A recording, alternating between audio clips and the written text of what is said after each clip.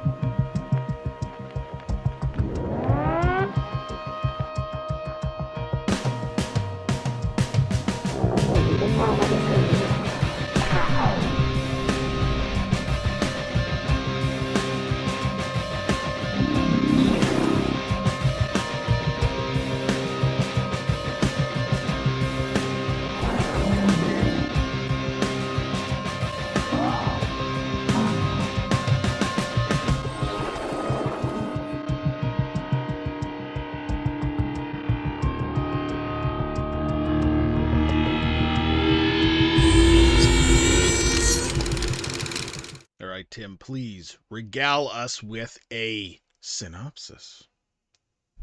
Prepared to be regaled. Freddy Krueger returns once again to terrorize the dreams of the remaining Dream Warriors, as well as of a young woman who may be able to defeat him for good. But may be able to defeat him for good. Maybe. Maybe. I don't know. Unlikely.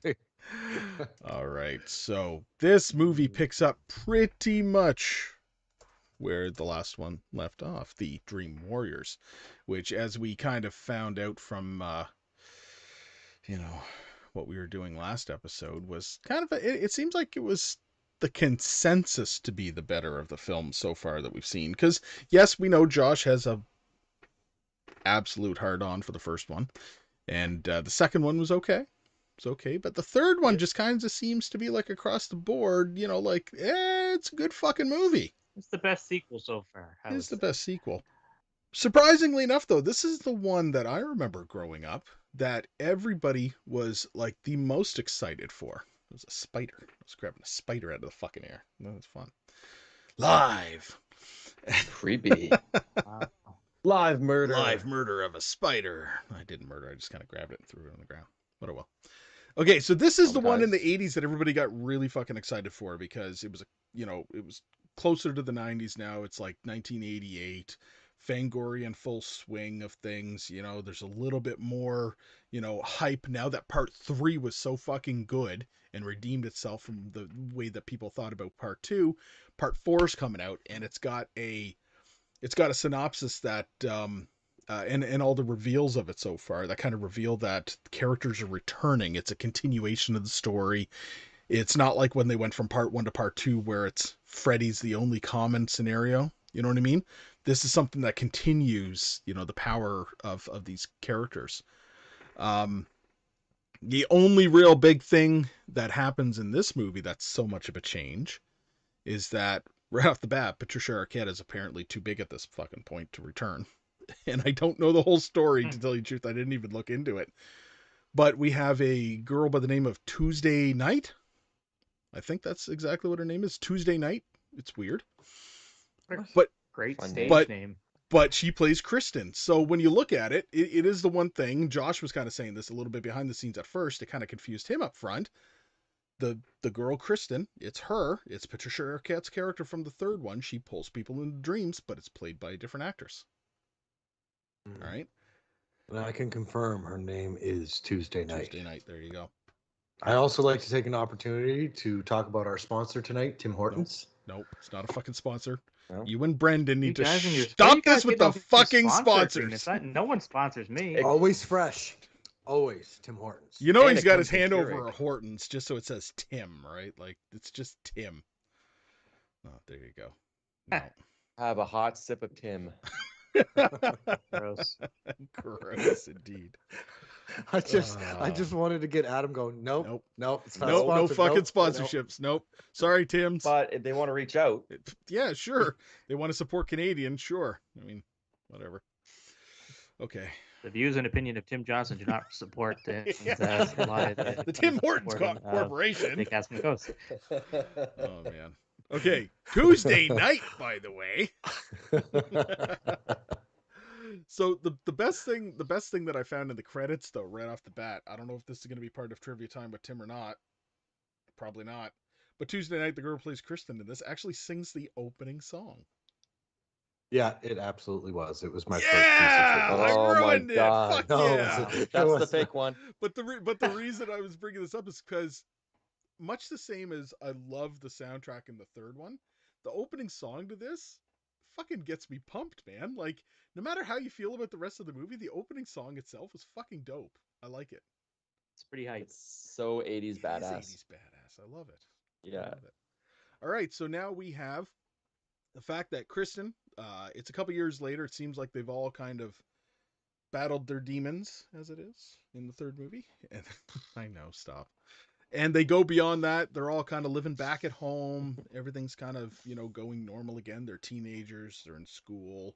They've got, she's got a boyfriend. Everything's going well, I guess. But she still has nightmares about Freddy returning, and she pulls them into her dreams all the time. And they're getting pissed off, and that's kind of causing some conflict here. Like, drop it, lady. Yeah, exactly. Yeah, my dog would Jeez. I'd bite your ass too. He's talking about his dog. I'd bite your ass too. Yeah. Right? How much time has passed in between the two films, you think? It appears to only be a couple of years because they're still in high school at this point, Yeah. right? So what is it? Part 3 is like 1987. This Guess is you could say 88, they so it were might be like a year or two. 16. A year. Part 3 was 1990 because it was part of my Like trivia time. 17, 18. Okay, there you go. Yeah, so they're probably only a year or two in between them, at the most. They went from full-on mental institution, like straitjackets, puffy rooms, to everyday normal. The doctor did survive American the third one. He high could sign school. them. They're not crazy. There was shit Yeah. to happen. So, I mean, Yeah, it was a dream demon. it was a Yep. fucking dream demon. They were right. Sorry. They were Check right that all out. along. Yeah, they were right all along. So if you guys remember, with my trivia time last time, I was like, yeah, this film takes place in 1990. Like I specifically remember saying Yes. that. Okay. But apparently, I looked it up. This film takes place in 1988. No way. They go back in time? Yeah. Back in time.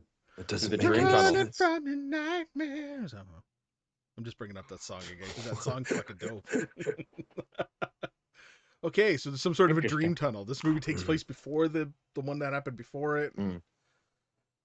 It's weird. Yeah, for the I sake think of Tim was continuity. just incorrect. Continuity. I say I'm that looking- too, and everybody continuity. bugs me about it. So yes, continuity. Continuity. You gotta just break down all the Con- syllables. Continuity. Continuity. I It's say continuity. continuity. Continuity. Continuity. Continuity. Continuity. Cootie. Schedule. Cooties. Aluminum. Cootie. Vampire. Cootie McBooty. Oh man. Okay, so yeah, so now we do actually have the fact that Freddy finds his way back because he's being brought back. It's just the way that shit happens. Freddy That's what he Freddy does. comes back, Magic. and in an amazing show of rebirth, we have a dog pissing fire, which was dope. And then we have very much so the same type of effect as what happened in Indiana Jones and the Raiders of the Lost Ark. We have like almost like a wax-based Freddy that's like melted and it's played in reverse to have him like reconstituted, and I fucking love that. I thought it was dope. Yeah, that's one of the best scenes in the film, I Yeah, think. especially like his eye is That all fucking was- goo and fucking solidifies and shit too. It was right down to it. I was enjoying that. Mm. At first, my son was kind of like, yeah, and I'm like, no, this is good. This is everything. This is everything an 80s movie needs. So Freddy is now after the last of the Elm Street kids. And what's Freddy going to do when he kills the last of the Elm Street kids? Kill more Elm Street kids. He's just talking about the bastard type children who are the children of those who killed him. So he's not even worried about revenge anymore. It's just a facade. He just wants to kill He kids. just likes killing. Yeah. he just likes killing. All right. He just likes I soul just food. looked it up. Alright. It up. Part 3, the film takes place in 1990. It legit says that. Yes. Yeah, but part 4 takes place in 1988. Fucking time makes paradox no here. sense. Fucking time paradox. No, I don't like Josh insinuating that I fucking fucked up. The more I watch this series, the less continuity and the less overarching makes any sense. Clearly, some shit happened with the Avengers, and they went back for the Dreamstone or something, and everything got all discombobulated, boobulated. You just wanted to say here we are. boob on the show. I get one an episode. Actually, it makes perfect sense. That's why the actress changed. It's multiple Freddy timelines. Oh, my shit. god. Is this the Freddyverse? It's the Josh. Freddyverse. The FCU. The FCU. The Freddy Cinematic Universe. Two people together again for Just the the first F- time ever. All right. So now we have a whole new group of people, including Alice and her brother, who are introduced into the mix via Alice's brother being Kristen's boyfriend. And a whole bunch of other interesting 80s fanatics, including the hairdo herself. I can't remember her name. What was her fucking name? She had the fucking hairdo going, man. It was awesome. It was dope. Yeah, she had it. She's 80s pop star. Oh, dude, like you fucking hyped it up so much, and then it just came tumbling that's what Adam down. does. He hypes it up and then he fucking fails. Drops it. Whoops. Okay. All right. We have a whole new group of people for Freddy to murder in very, very many interesting ways. And he does. And he has lots of good quips and quirks to say throughout this movie. So first, I would like to find out the opinion of one Mr. Josh Lambert, Uber Freddy fanatic himself. Mm-hmm. Fucking proceed. Yes. You may proceed, Josh, with your notes. Very well. This was my first viewing of Nightmare 4 in probably 15 or 20 years or so. It took place September 12th, 2021 at 6:41 p.m. They completely changed the main actress, I guess. Okay. I also thought they changed the actors for the other two people, but apparently they were just older. They were the same people. I always really enjoyed the weird wind chimes, like the little Freddy tune they do, like his version of the. It always reminded me of like the original Resident Evil games or something like that. I really don't get their obsession with skills that are eventually going to beat Freddy. Like this Karate Kid guy, is he just going to like judo chop Freddy down the road? Like what? He's a dream demon. Like he's all powerful. Your karate chops and your Power Ranger flips ain't going to do shit. But it was a wicked song during his montage. I didn't understand why it was in the movie. The buddy, what was his name? Joey, throwing the darts at the wall. He's wearing a catcher's mitt. Oh, Kincaid. Okay. He's wearing a baseball mitt, a softball mitt, and he's throwing darts. Why? This is not the first time I had seen that. There was another movie I'd seen that exact same scenario. It's like he was just, they were in his, Is that a thing? He just loves the mitts. Just, they wear the mitt, I guess. Just that manly. Dog's name is Jason, clearly a reference to Friday the 13th. What do you guys think about the fire pea? Love it. I love it. Little much. Perfect. Little fucking... That's maximum cheese. Burns when It he burns when I pee. The reverse effect for the Freddy restoration is really cool. One of the best effects, I think, in the series, if not definitely this Movie? Sequel. Imagine if that's how it ended. The car just drops on Freddy, and he's like, "Take that, motherfucker!" And Freddy His just high pitched, yeah. yeah. The extremely important 80s gratuitous nudity scene. Pretty well Yes. done in this one. Gotta say, the swimsuit model in the waterbed, pretty good job. It was good, yeah. And then Freddy comes in with the "How's that for a wet dream?" That's Brilliant. That's classic. That's excellent. That's one very ugly nurse. They straight up put Robert Englund They in a did. nurse costume. They right? did. Like, That is her. That's what I was Yes, seeing. that is him. Okay. The acting seems especially bad in this one. Like, the acting's always bad in Freddy movies. Don't get me wrong, because they get teen actors that are nobodies most of the time. But these ones, it just seems especially bad. The bird's eye cam in the bedroom when she's passing out, very, very interesting. It was very kind of like Ramy-esque, where it's like going around in the rafters and just, it was very weirdly After shot. her mother like dopes her. Yeah, it just gives her a bunch of Valium or whatever. We get Shark Freddy. That's a new Freddy, which was That was I like cool. That old was a new Freddy's. Freddy. The sunglasses. So the sunglasses is one of my favorites.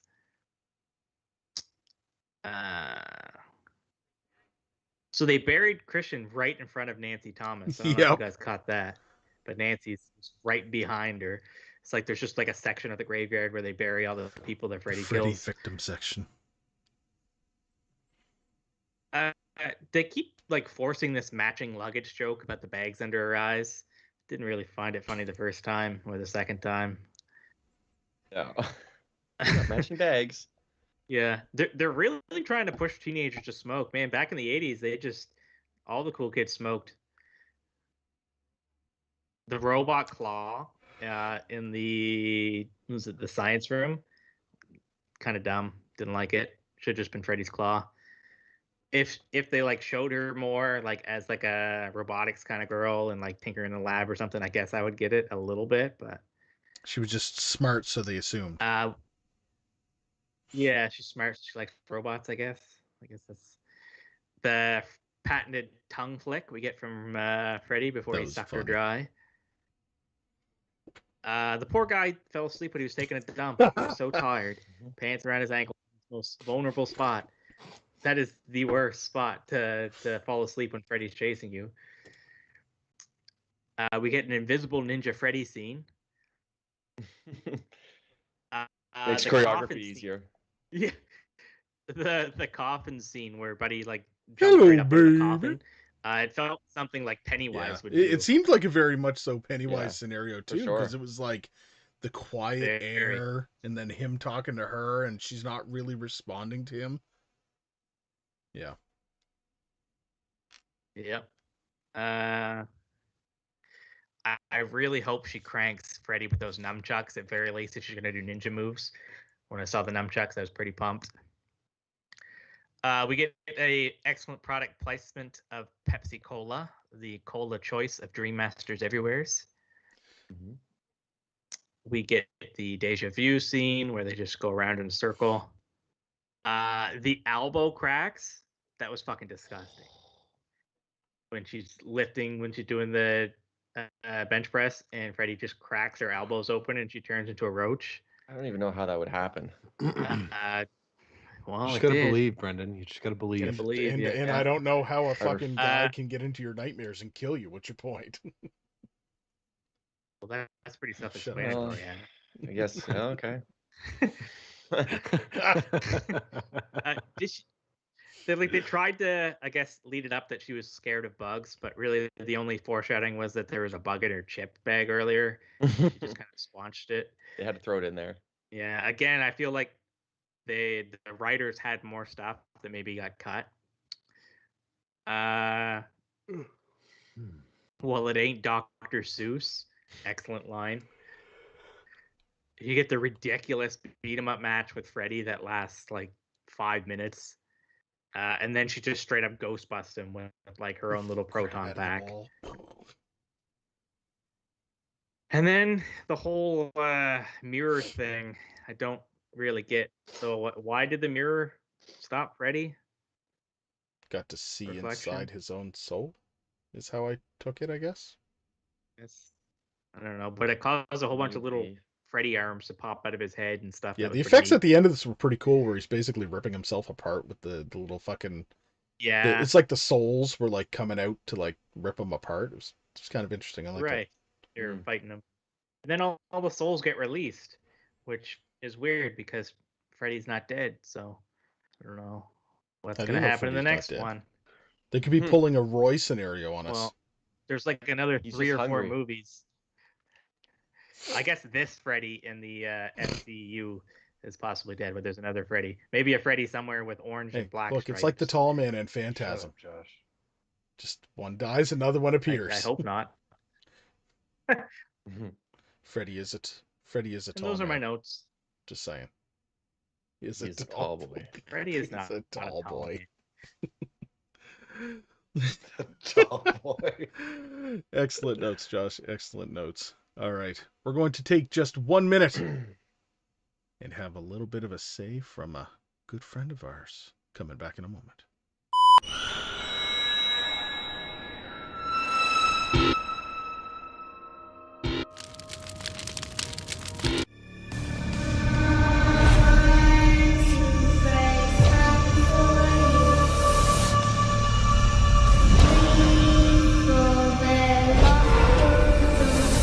Robert Englund here, a.k.a. Freddy Krueger. I'm watching and listening. They cast from the coast. You better or else.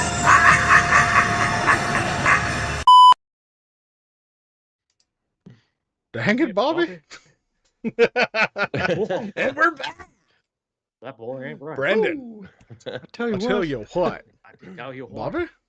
Propane and propane accessories, We are Bobby. weird on this show. Brendan, please, would you like to regale us with your notes? Define regale. No, just tell us your notes. Okay.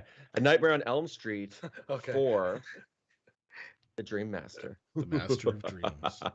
1988 took place in 1988 as well. Interesting. Directed by Rennie Harlan, starring Freddy Krueger as Robert Englund. You mean the other way, right?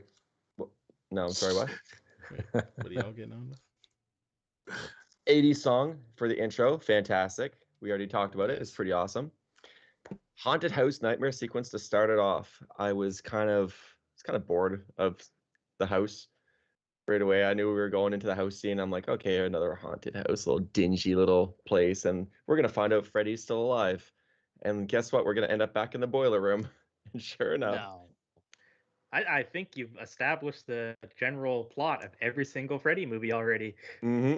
So then I kind of dozed a little bit and got to the hilarious karate montage scene with the giant Japanese flag in the back.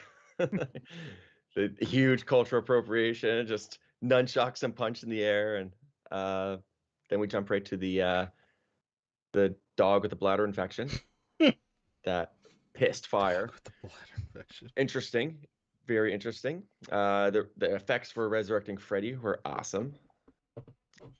We talked about before the reverse wax or whatever it was effect. They rewinded that VHS and whoop, whoop, whoop, whoop, there we go. Then I said, are these different actors than Freddy 3? They seem like it. So we established it's just the one, right? Yep. Just the chick. What's she up to now? Anybody know? Anybody care? She's been in all kinds of stuff. Oh, okay. I like the idea of Freddy exacting his revenge on the Dream Warriors once and for all. He really, he earned it. He earned after it. the last movie. He earned his revenge. Well deserved. Nurse Robert Englund was creepy as hell. I enjoyed it. I kind of got not as creepy, like Joker vibes from it. You know, Nurse Joker. Heath Ledger's portrayal in that exact moment was a throwback to Freddy Krueger. Maybe that'd be you never know. I don't remember any of the names of the people. Usually I know Kincaid. Yep. It's And Kincaid, Joey. right? Kristen. Okay. There's Joey. Yeah. Kristen is the the one blonde. that was replaced. Yeah. Okay. So I loved how she was expressing to her mom about how her two friends had just died. And her mom just brushes it off and then gets mad at her and annoyed at her. And then you got to eat something. My two friends just died. I don't feel like eating. Well, you have to eat. Here's some drugs. Well, that's the same take some mom. drugs. Yeah. That's the same mom that like went upstairs and told her to be quiet because she has like a man over and she needs the whiskey or whatever. Yeah. The gin. Where's the gin? Jeez. The 80s bringing back that quicksand fear in the dream sequence that we all were expecting to be an issue, and it just we all expected wasn't. quicksand to be a bigger issue than it really was. We all expected far more. That was like far the more thing. quicksand. Freddy with sunglasses, one cool dude, I'll say that much. Weird power transfer ability to Alice. I remembered Alice because they made sure to say her name quite a bit. That's how I usually remember names. They can't just say it once in the start and then, anyways. Freddy is messing with them invisibly in broad daylight, or at least that's what I interpreted in the classroom. Like, they were dreaming, but there were still people around, or were the people that were around part of the dream? They were dream people. They were dream people. They were echoes, if you will. Freddy's accolades. Okay. Well, damn, okay. Third death in less than a week in the same school. No police investigating whatsoever. They're just like, it's like not in the news or anything. Nobody's really talking about it. It's like normal. So another kid died randomly. Yeah. Oh, they all live on Elm Street. Probably nothing about that. Wrong side of the tracks. Just it happens. Mm-hmm. Yeah. It's fucking Elm Street kids. Karate battle with Freddy. What's ultimate cheese? It's so cheesy. But then afterwards, Alice learns kung fu like Neo, and just. Man, she just, wails on him. Yeah. Let's see here. I must have missed something. I didn't understand why she went to the movie theater. Was it just like... She saw it in her dream. She saw it in her dream in the movie theater, so she went there. Okay. Yeah. Gotcha. I wrote down, I must have missed something. I don't know why she had to get the popcorn and pop, though. Oh, you got to... I mean, you're there. You gotta complete the experience. You save with the bundle, I'm sure. They sold a lot of popcorn during that movie. Imagine she goes to go in. Soul pizza was super creepy, and then I love soul food line. It's fantastic. The weightlifting scene made me squirm so hard, but I didn't see it coming because what happened was impossible to happen. Like. Unless he was like magically locking her arms like this, her body would have just kept going this way, and it would have either crushed her neck first, or like her head, or like fell on the ground. You know what I mean? But it just kept going pushing like logic on this fucking scenario? How fucking bugged me. How fucking dare you? And then there was cockroach arms in her arms. They have different anatomy, Brendan.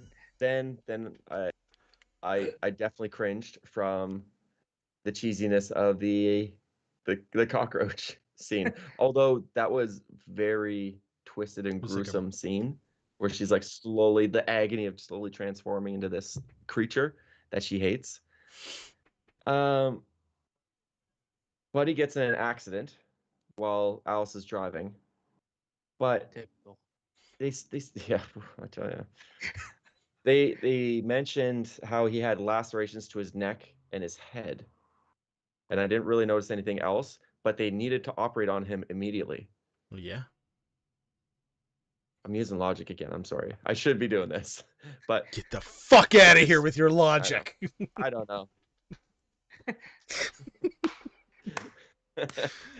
Anyways, that just kind of bugged me. I was like, why? Why? He doesn't need to go under. You don't got to put him to sleep. He stitches maybe. But they're just really horny to operate, It I was a guess. slow night Jab in 'em. the ER. The doctor needed work. The 80s Dream Master montage, the arming up, the slapping on the spikes, and the fuck. popping the collar and The the headband. fucking A. Yeah. I loved it. I loved it. Yeah. And the flag around the fist, the knuckles. And it ended off with a grand showdown where he was defeated a la Medusa style. And the baby hand soul release scene, creepy. Yeah, I just saw baby hands coming out. Little honestly, baby souls. super creepy. Worse than the bug scene. Welcome to Wonderland, Alice.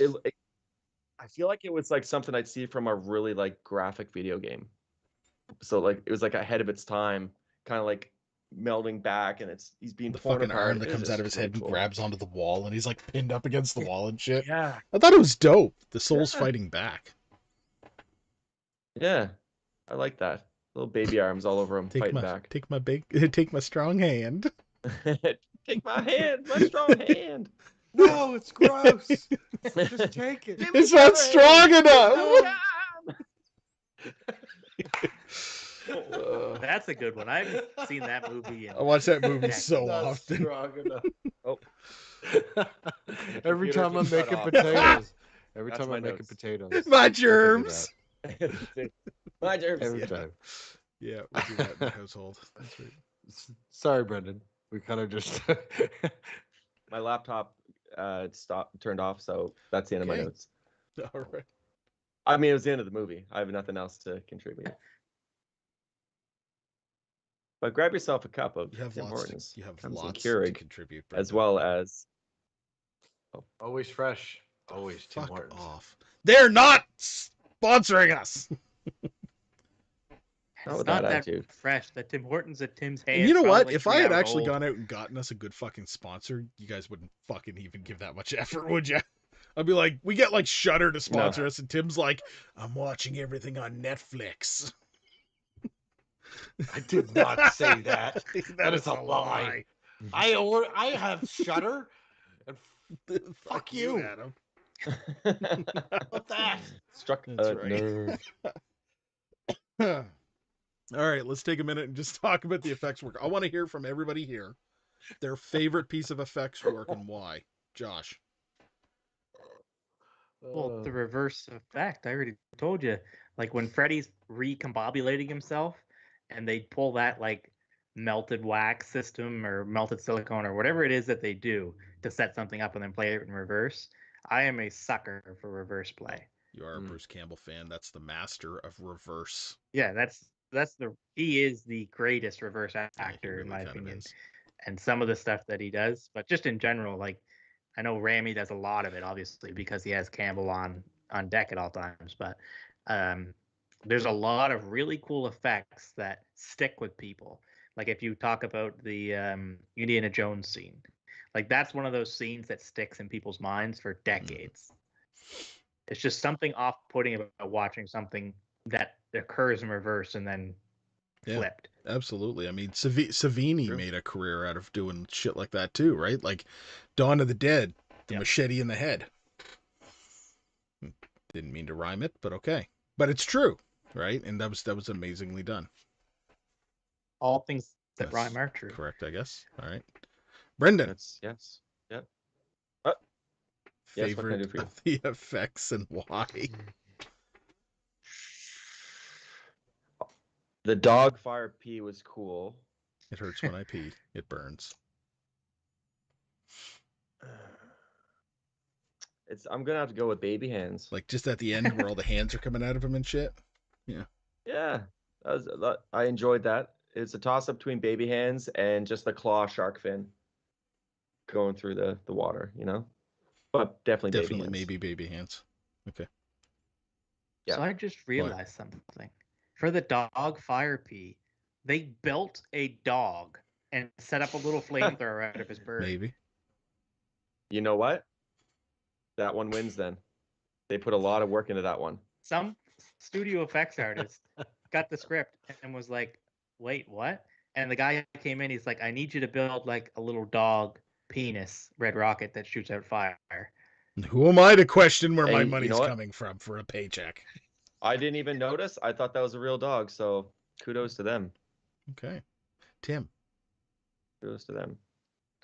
I liked a lot of the effects. Like there was a lot of, like, obviously the dog pee and baby arms, and the what Josh was talking about with the reverse stuff. But I have to say, the one that stuck with me the most, since I've seen this many times since I was a kid, has always been the fucking Debbie no pain no gain scene. Like her arms, when, like, and she's like very awkwardly gets up, and like they just break off, and then they're like right rubbery on the ground, and then the fucking cockroaches, like, It's gross. it was gross. It was gross. And I was like 9 years old when I saw this, like, and it stuck with me. It all makes sense now. I gotta admit, I love. And it made no sense. It made no sense. Yeah, but get the fuck out of here with logic. That's not what we're about here. My favorite still has to be just whenever they show the souls that he's captured. So like the chest piece. I loved it in the third one, and I love it in this one, because in every one of them it's slightly different. It's got different faces, and you see it update. They're moving. And you see it update in this one when he gets Kristen. She all of a sudden appears. You know what I mean? It's kind of like it's just fuckered, and they're all moving and yelling and screaming, and you got like just fucking tortured souls, and I like that. And then the pizza in another representation of the same thing. And he fucking sticks the finger knife in the meatball, and it's just another play on Freddy's torturing of the souls, the already damned souls, right? And the chess piece has probably got to be one of my favorites. And I remember a couple of years ago, Kevin Yeager had posted that he actually found one of the original chest pieces, went up on auction. Somebody had like stolen it from set after they had taken it off Freddy that night. Somebody like stole it, and it went up on like eBay on auction. Well, that is actually rampant with this series, eh? Like, people stole a ton of props. Yep. And this one ended up going up for like, I think they sold it for something close to like $5,000 American or some shit like this, right? Somebody bought it. So that fucking piece is sitting on somebody's fucking wall right now, and I'm so fucking jealous because it is so cool looking. So, all right. With that, it is time to introduce the man of the hour himself. The one, the only, Mr. Tim Johnson, ladies and gentlemen, with trivia time. With Tim! So I just like to say that this segment of Trivia Time but with Tim has been sponsored by Alexander Keats. No. India Pale Ale. Pale Ale. Brewed pale. How many of those have you had? India. Brewed right here in Halifax, Nova Scotia, even though I'm in Truro right now, but Halifax, Nova Scotia. Get on with it. Fucking get on with it. Is it refreshing? All right. So this was the highest grossing entry in a Nightmare on Elm Street film franchise, not counting Freddy vs. Jason from 2003. This earned $49 million in the U.S.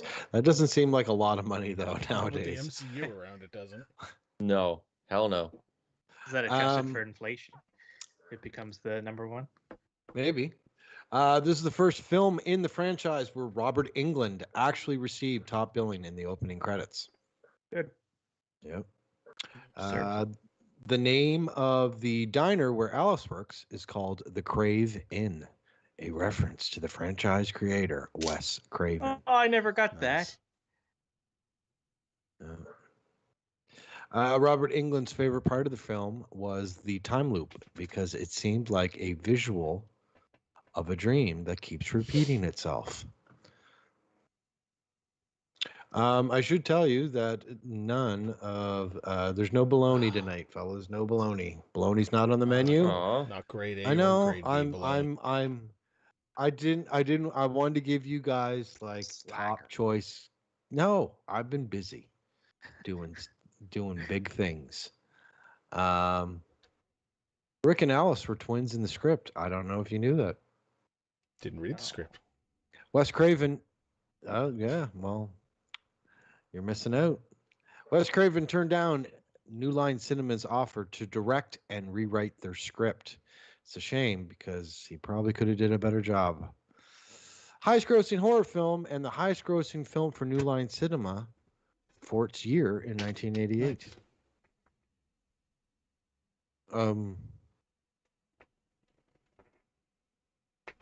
What? I'm just gonna wait for Adam to. I was just trying to see if I had part 4 on the shelf. I got 1, 2, and 3 in New Nightmare. I thought I had part 4 on the shelf. Books. This was Robert Englund's favorite movie of the series. Really? That's what he said. Really? He's just being polite. I think so. Not only did actress Tuesday Knight co-star in the film, but she performed the theme song. I don't know if you guys knew that. Had no fucking clue. Yeah, Adam told us. Wow. Right, no right. clue. Adam told us at the beginning of the Didn't fucking know. show. No. Lisa Wilcox said Alice was made for her because she was a shy teenage girl who thought she'd never get a boyfriend. Okay. Lisa Wilcox. Whatever. Around 15 minutes, the character of Roland Kincaid has a poster of The Hills Have Eyes on his bedroom wall. Obvious nod to Wes Craven. Should have been an Evil Dead poster. I know, that would have been hilarious. And it should have been ripped the exact way. Yeah, exactly. This is the first film in the franchise where the end credits rolled instead of appearing in a slideshow. I don't really. Okay. There are references to Alice in the Looking Glass. Not only does Freddy say "Welcome to Wonderland," but Alice literally goes through a looking glass as she jumps through the mirror, destroying it. Interesting. Freddy's line, "How sweet fresh meat," was similar to being used in Freddy vs. Jason, where Freddy says, "How sweet dark meat," to Kelly Rowland's character, which is kind of racist now if you think about it. It's pretty cringy. Robert Englund. Yeah. These were different times, you know? Yeah. 2003 was a different time, Adam. I didn't say it. Brendan said it. Oh, but fuck Adam. I don't know what you're talking about. We're all just going to say shit and blame Adam, are we? Okay. All right. It's implied that in the film, Rick dislikes Kincaid and Joey, as he refers to them as kind of spooky. But this also implied that he dislikes Kincaid more than Joey because he has provoked him once. This is stupid trivia, guys. I'm sorry. Stupid. Guess what? Dan's truck is a 1959 Ford F100. Wow. Okay. Yeah. What an excellent piece of trivia. F100. You guys are never going to watch that fucking movie the same when you see that fucking truck. It's a nice truck, actually. It's all right. Shut your dirty mouth. All right, so this is the last one because the trivia sucks tonight. I'm sorry, guys. Joey's weakness has always been beautiful women and caused him to be put in a coma in Nightmare on Elm Street Part 3 and his death in this movie. Damn. Poor fella. Poor fella. Just what a way to go. Women. You know, water beds were hot then, so they had to throw that in there. I'm sure working out with like big hair was popular, so they had to ruin that for people too. It's the original Final Destination. And only enough blood to run one at a time. When she was doing the fucking on the weight bench, she had like her hands really awkward, and she was going. Yeah. Like they were really close, and like I don't know, there was something awkward about like how her nails were like right long, and she was like, yeah. And she wasn't gripping. She was kind of like. She's empowering, Tim. You can be beautiful and strong.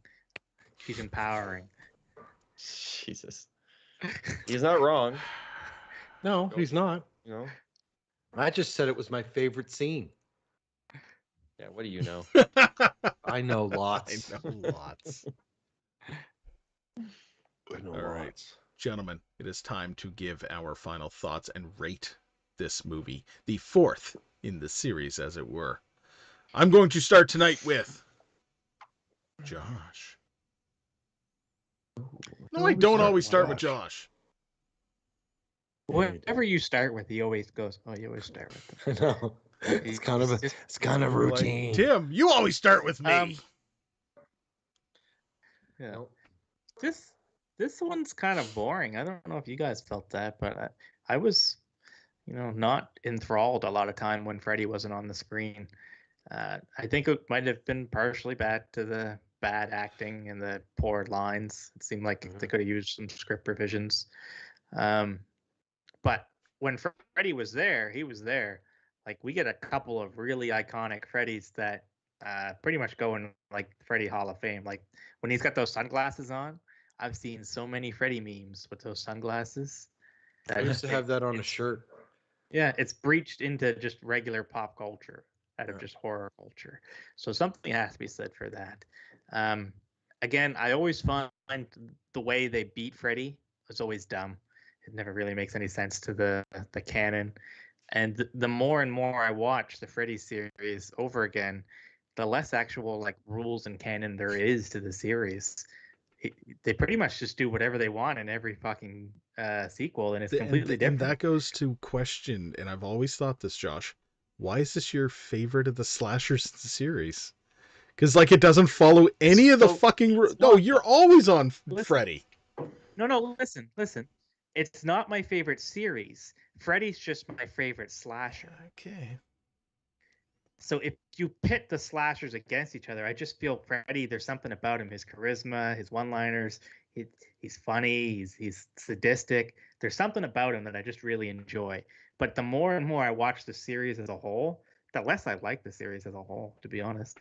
But overall, this one I feel just, again, falls flat, especially when compared to the third one, which was actually really good. I'm going to rate this a PG, and that's being generous. I was leaning towards G, but I think I'm going to rate it a PG just due to a couple of the effects that we talked about and a couple of things that were brought up tonight. Nice. Tim. I always go next. Just kidding. I agree with a lot of what Josh just said. I was bored when it wasn't Freddy. One thing, Freddy in this is most iconic to his look. Like, this is my favorite looking Freddy, like how he appeared in this film. I really like the makeup work and like his attitude, and Freddy was just great in this. The scene, like I said, the no pain, no gain scene, Debbie's dream one where the cockroach arms and all that. Probably my favorite scene in the whole movie. I don't know why. I just thought it was goofy as hell when she's running down the hallway. You got these big fucking like, you know what I mean? I loved it. It's a throwback to Freddy 1. Yeah. With the long. Yeah, and the baby running. Yeah. This is not one of my favorite movies. Like I said, I was bored most of it. I spent a lot of time on my phone. Yeah, I'm gonna give it a PG as well.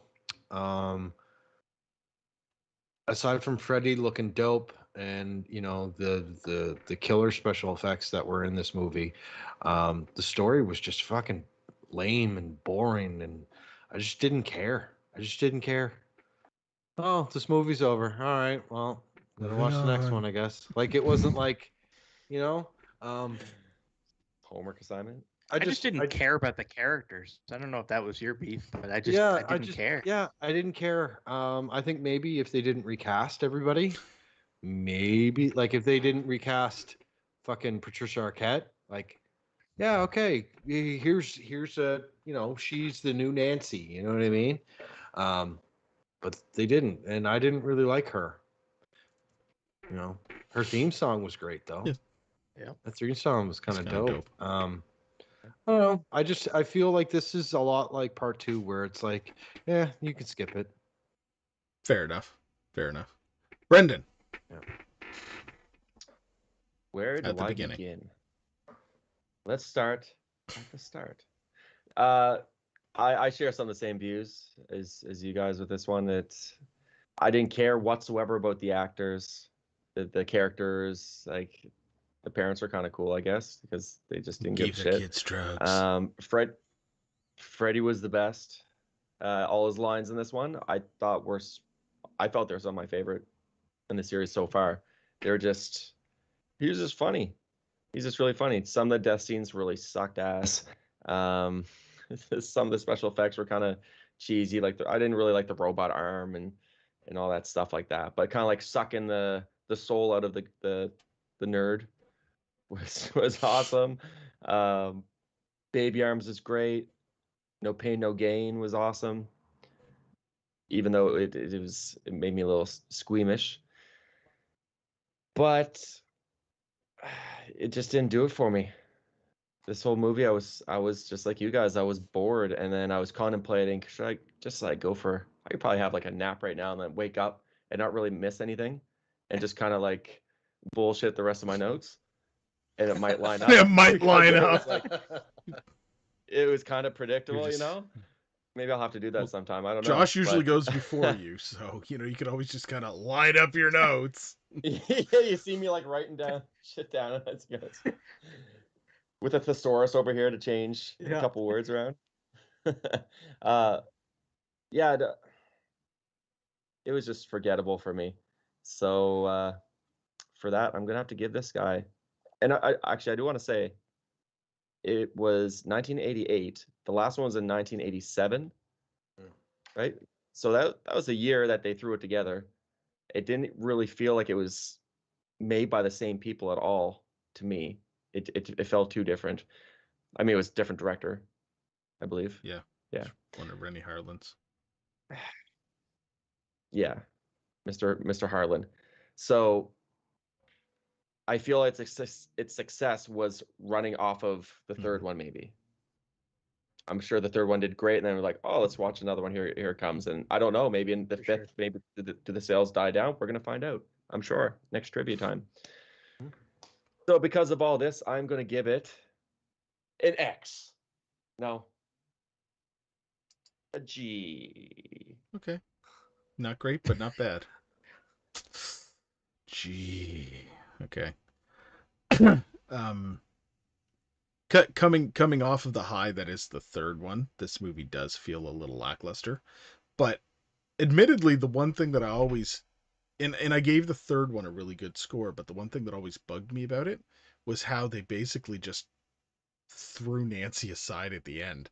Like literally, when you're watching it, they fucking stabs her and just throws her aside, and then the fucking fight continues. And that's unfortunately they did the exact same fucking thing to the three characters that survived the first one or the third one into this one.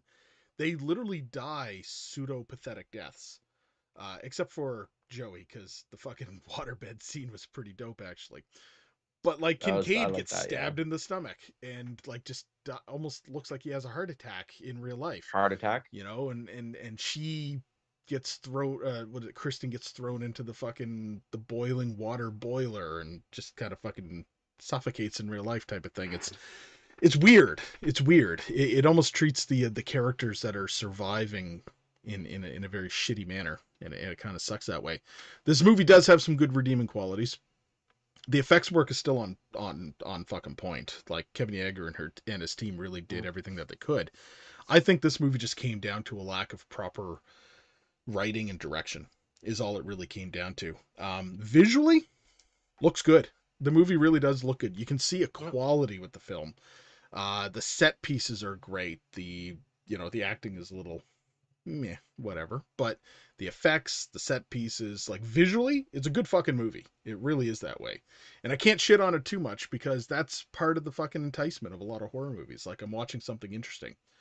Yes, there are a couple of scenes where you're just kind of going, oh, fuck, this is dragging on too much. Yes, the fucking humor between the kids, the fucking baggage joke that we're talking about and everything else, kind of a little fucking too done for.